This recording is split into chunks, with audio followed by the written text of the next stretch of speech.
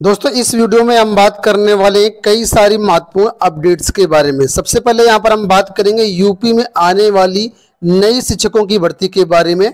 ये जो भर्तियां हैं अटल आवासीय विद्यालयों में आने वाली हैं। आप लोग जानते होंगे उत्तर प्रदेश में अटल आवासीय विद्यालयों का निर्माण हो रहा है, तो यहाँ पर नई भर्तियां देखने को मिलेगी। इससे संबंधित एक नोटिस आज जारी हुई, उस नोटिस को देखेंगे। साथ में टीजीटी पीजीटी परीक्षा को लेकर के एक बहुत बड़ी अपडेट आ रही है। सारी चीजें विस्तार से आपको इसमें बताएंगे। यूजीसी नेट रिजल्ट और सीटेट को लेकर के भी कई सारी अपडेट हैं, तो इस वीडियो को आप लोग अंत तक देखिएगा। चलिए वीडियो शुरू करने से पहले जो भी लोग सीटेट की तैयारी कर रहे हैं उनके लिए महत्वपूर्ण सूचना। आज हम बात करने वाले हैं सीटेट के बेस्ट बुक के बारे में, जो कि चच्चू पब्लिकेशन द्वारा जारी की गई है।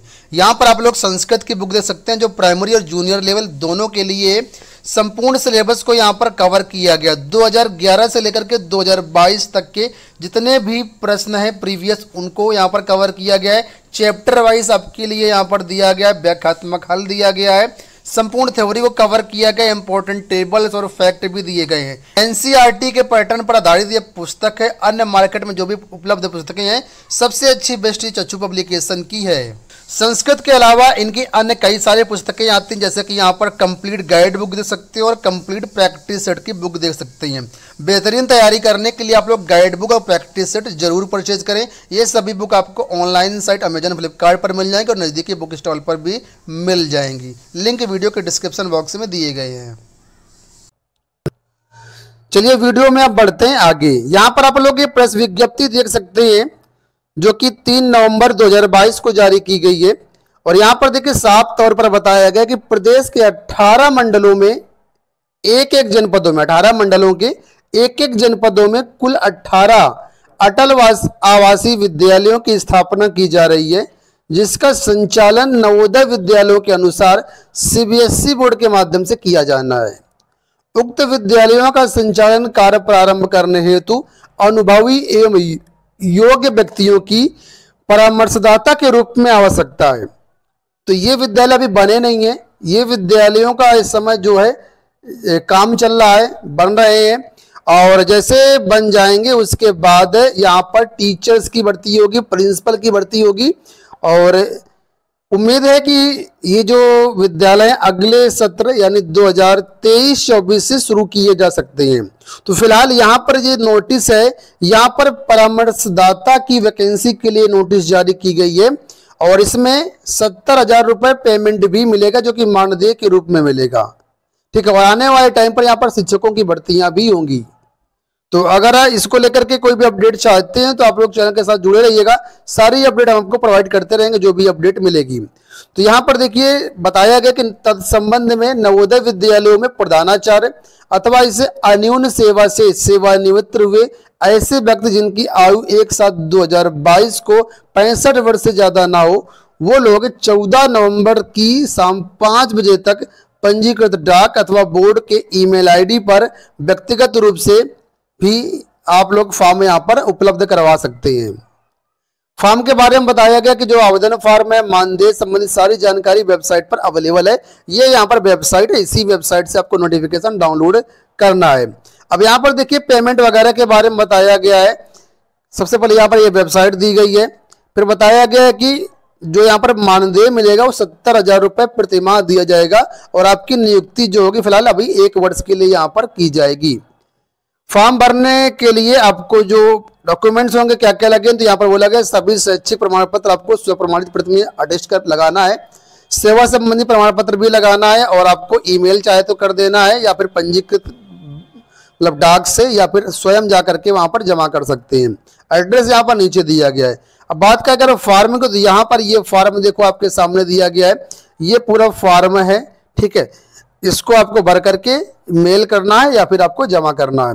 तो फिलहाल अभी यहाँ पर जो परामर्शदाता उसके लिए वैकेंसी यहाँ पर आई हुई है और जो भी अभ्यर्थी प्रधानाचार्य या उससे अन्यून सेवा से रिटायरमेंट हुए हैं तो वो लोग इसके लिए एलिजिबल हैं, आवेदन कर सकते हैं। आने वाले टाइम पर यहाँ पर शिक्षकों की भर्तियां देखने को मिलेगी, तो हम आपको सारी अपडेट देंगे। बस आप चैनल को सब्सक्राइब कर लीजिए, बेल आइकन के निशान होगा उसको दबा करके ऑल नोटिफिकेशन को प्रेस कर लीजिए। बात करेंगे यूपी टीजीटी पीजीटी परीक्षा तिथि को लेकर के। आप लोग जानते हैं कि वर्तमान में क्या हाल है चयन बोर्ड का।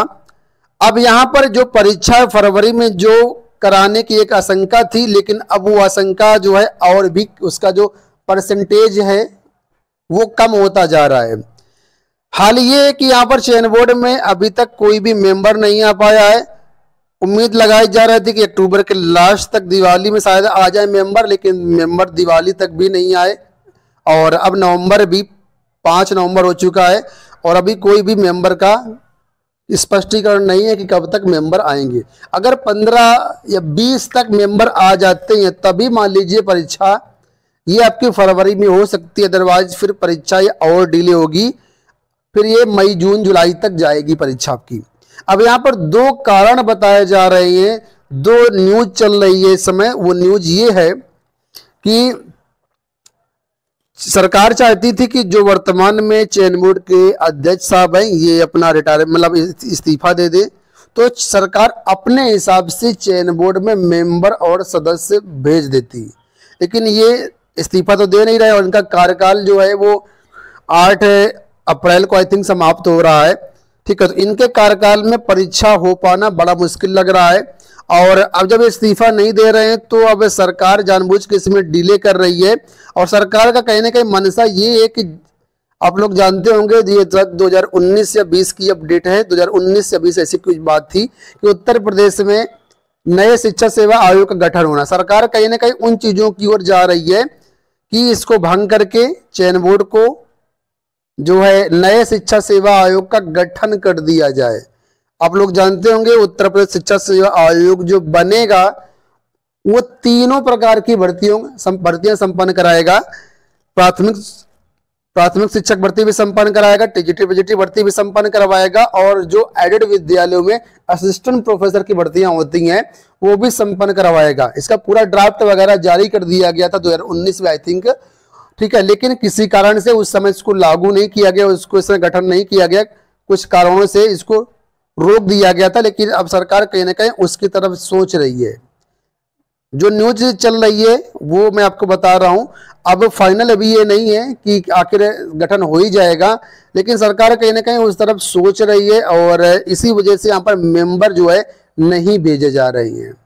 ठीक है, तो ये मांग चलिए आप लोग जो है फिलहाल 10 दिन और वेट कर लीजिए, 10 से 15 दिन, 10 से 15 दिन में सारी चीजें क्लियर हो जाएंगी कि परीक्षा आपकी फरवरी में हो पाएगी या नहीं हो पाएगी। और जो भी आंदोलन वगैरह होते हैं उसमें सब लोग आप लोग सक्रिय भूमिका निभाया करिए, क्योंकि अगर आप लोग ढिलाई दिए तो चयन बोर्ड हो या सरकार वो तो ऑलरेडी चाहता कि भर्तियां ऐसे डिले होती रहे, क्योंकि आप अपॉइंटमेंट हो जाएगा आपका तो सरकार को वेतन देना पड़ेगा, है ना। तो वो खुद ही नहीं चाहती कि भर्तियां उसी तरीके से फंसी रहे। तो थोड़ा सा आप लोग सक्रिय भूमिका निभाया करिए। जो भी धरना प्रदर्शन आंदोलन होते हैं उसमें पार्टिसिपेट किया करिए, चाहे वो आंदोलन डिजिटल रूप से हो या फिजिकल रूप से हो, दोनों तरीके से आप लोग वहां पर थोड़ा बढ़ चढ़ करके हिस्सा लिया करिए। आने वाले टाइम पर जो कुछ भी अपडेट मिलेगी हम आपको प्रोवाइड करते रहेंगे। बस इतना कहेंगे कि जो भी टाइम मिल रहा है उसको आप यूटिलाइज करिए अपनी स्टडी में, और टीजीटी पीजीटी के साथ या उसके पैरेलल में अगर आपके पास टाइम है तो आप लोग अन्य जो टीचिंग के एग्जाम्स होते हैं उनको भी फोकस कर सकते हैं, क्योंकि अभी टीजीटी पीजीटी का कोई क्लियर नहीं है कब तक इसकी परीक्षा होगी, तो उनको भी आप लोग दे सकते हैं। लेकिन ज्यादा अपने रास्ते से भटकिएगा मत, क्योंकि जो टीजीटी पीजीटी का पैटर्न है अगर वही सेम पैटर्न किसी अन्य भर्ती में मिल रहा है तो ठीक है, नहीं तो अगर पूरा चेंज करके चले जाएंगे तो फिर बाद में आपको दिक्कत हो जाएगी। तो पैरेलल में आप कुछ भर्तियां देख सकते हैं खासकर टीचिंग की। ठीक है, और आने वाले टाइम पर कोई भी अपडेट मिलेगी तो हमको प्रोवाइड करते रहेंगे। सीटेट को लेकर के काफी सारे क्वेश्चन आ रहे थे कि सर जो अभ्यर्थी सीटेट पहले से क्वालिफाई है क्या उन अभ्यर्थियों को इसमें आवेदन करना चाहिए या नहीं करना चाहिए। तो आपको बता दें अगर आपका स्कोर लो है, आप रिजर्व कैटेगरी से पास आउट हैं, तो मैं तो कहूंगा आप आवेदन कर दीजिए और कम से कम 90 नंबर ले आइए, उसके बाद फिर आप आवेदन ना करिएगा, वो आपकी इच्छा। लेकिन अगर आप रिजर्व कैटेगरी से पास आउट हैं, आपके 82 है नंबर हैं, 83 है, 84 है, 85 है, 86, 87, 88, 89 तक भी हैं, तो मैं आपको सजेस्ट करूंगा कम से कम आप 90 नंबर लेकर के आइए। क्योंकि कई बार ऐसा होता है कि अगर आप रिजर्व कैटेगरी के छात्र हैं और आपको रिजर्वेशन का जो बेनिफिट है केवल आपको अपने स्टेट में मिलेगा। जो अदर स्टेट होते हैं वहां पर आप जनरल में काउंट किए जाते हैं, और वहां पर आप अगर रिजर्व कैटेगरी से पास आउट हैं तो वहां उन भर्तियों के लिए आप आवेदन नहीं कर पाएंगे। इसलिए 90 नंबर लाना जरूरी है अगर आप अदर स्टेट के लिए देख रहे हैं। ठीक है, तो अगर आप ऐसे छात्र हैं तो आप लोग इसमें जरूर आवेदन करिएगा। बात करेंगे यूजीसी नेट रिजल्ट को लेकर के, तो यूजीसी नेट रिजल्ट को लेकर के आप लोग जानते होंगे इसका रिजल्ट आज डिक्लेयर होना था 5 नवंबर को, लेकिन फिलहाल अभी तक यूजीसी नेट का जो रिजल्ट है वो डिक्लेयर नहीं किया गया है। यहाँ पर जस्ट मैंने स्क्रीनशॉट लिया हुआ है, अभी ये स्क्रीनशॉट 6:17 का है, और यहाँ पर आप लोग देख सकते हैं अभी रिजल्ट के बारे में कोई भी सूचना नहीं मिली है। हालांकि सोशल मीडिया के माध्यम से जो मीडिया हाउसेस हैं उनकी तरफ से बताया जा रहा है कि रिजल्ट आपका आज ही डिक्लेयर होगा, रात तक आपका रिजल्ट डिक्लेयर कर दिया जाएगा। तो जैसे रिजल्ट मिलेगा हम आपको टेलीग्राम पर शेयर कर देंगे, टेलीग्राम पर आपको अपडेट दे देंगे। टेलीग्राम का लिंक वीडियो के डिस्क्रिप्शन बॉक्स में दिया गया है, तो आप लोग जो है ज्वाइन कर लीजिएगा। फिलहाल इस वीडियो में इतना ही, धन्यवाद।